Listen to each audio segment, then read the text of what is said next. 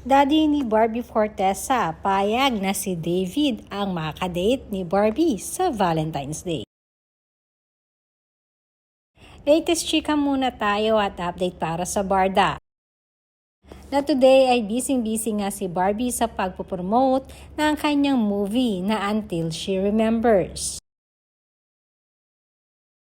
Madami ngayon pa lamang ay sinisigurado na maganda ang movie ito. Hindi pa man na ipapalabas ay madami nang nagsasabi na hindi mapapahiya ang manonood ng movie dahil na rin sa mga dekalidad na artista na kasama ni Barbie dito.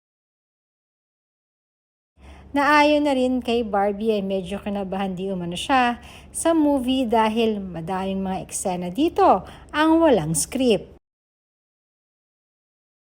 But knowing Barbie Fortesa, alam naman natin na she always delivers kahit ano pa ang mga eksena at consequences na ipapagawa mo sa kanya. Samantalang nalalapit na nga ang Valentine's Day. At madami na ngayon pa lamang ay curious na kung sino nga ba ang makakadate na Barbie at ni David. Dahil alam naman natin na hindi nagkakasama ngayon ang Barda.